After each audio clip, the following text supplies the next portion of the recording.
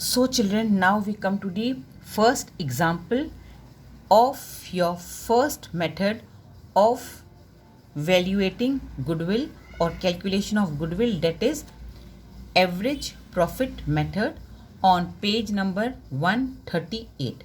Got it clear children? So here they have explained you how this average profit method is solved. By this method, how you can solve or how can you evaluate goodwill.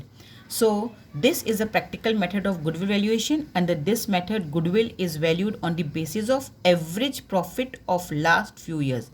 Average profit वो आपको देंगे कि कितने साल के average profit के basis पर आपको 5 साल 6 साल 7 साल जितने भी उनको देना होगा, इतने साल का आपको ईयरली प्रॉफिट देंगे, उनका आप एवरेज निकालेंगे और उसके बेसिस पर आप इसकी वैल्यूएशन करेंगे. यहाँ आप पढ़ लेना क्योंकि एग्ज़ाम में कभी कभी ये 2-2 मार्क्स में पूछ लेते हैं और इतना डिफ़िकल्ट भी नहीं है.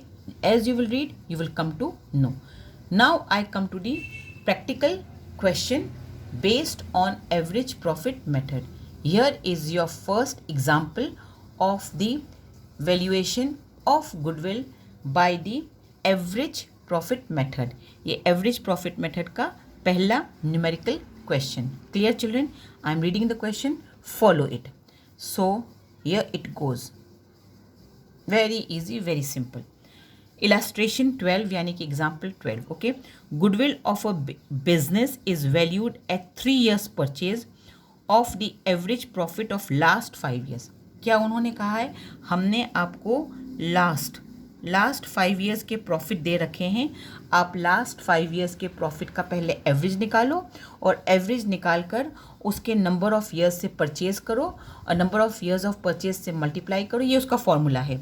Value of goodwill is equal to average profit. पहले जितने साल दिए उनके एवरेज प्रॉफिट निकालो into number of years of purchase. ये number of years of purchase आपको वो लोग देंगे. 3 years purchase, 4 years purchase, 5 years purchase, उससे आपको मल्टीप्लाई करना है. समझ में आया ना? पहले आप लोग को वो प्रॉफिट देंगे, 5 साल का प्रॉफिट, 6 साल का प्रॉफिट, उसका आप एवरेज निकालेंगे. एवरेज के बाद जो आंसर आएगा उस आंसर को आप number of years of purchase जो बुक में दिया होगा, क्वेश्चन में दिया होगा, उससे आप मल्टीप्लाई कर देंगे. Got it clear? तो this is the formula applicable for the valuation of goodwill by average profit method. नाम खुद बता रहा है. So illustration 12. Here the 5 years profit has been given. Goodwill of a business is valued of, मैंने कहा था ना 3 year 4 year परचेज वो आपको देंगे, तो ये दे रखा 3 years परचेज. कभी 3 देंगे, कभी 4 देंगे, कभी 5. ये आपको उसके अंदर ढूंढना होगा. Of the average profit of last 5 years. ये 5 साल का प्रॉफिट है और ये 3 साल के ईयर्स ऑफ परचेज है. सामान जो खरीदा गया था 3 साल तक उसके ईयर्स ऑफ परचेज हैं. So first year profit was 20,000. Second year profit was 15,000. Third year profit was 3,000. Fourth year profit was 30,000. And sorry children, once again I will read. So first year profit was 20,000, second year profit was 15,000, third year they had a loss. तीसरे साल इस firm को loss हुआ. तो loss कितना था? 3,000. Fourth year profit was 30,000 and fifth year profit was 38,000. इस firm को 4 साल प्रॉफिट हुआ और 1 साल इनको लॉस हुआ. अब प्रॉफिट और लॉस सबको कंसिडर करना है, सबको आपको लेकर चलना है. किस तरह से हम लोग फॉर्मूला अप्लाई करेंगे? Calculate the value of goodwill of the firm. So solution, total profit of 5 years. 5 साल के प्रॉफिट को आप प्लस करेंगे, यानी कि 4 साल के प्रॉफिट को आप ऐड करेंगे और उसमें से 1 साल के लॉस को आप माइनस करेंगे. उन्होंने कंटिन्यूएशन में लिख दिया है लेकिन आप उसको इस तरह से करेंगे 20, 15, 30 और 38.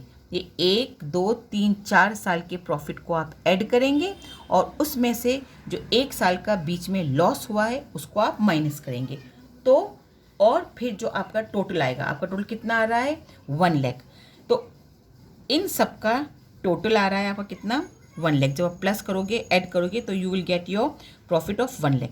अब ये एक मैं लिख देती हूँ यहाँ पर 1 लाख.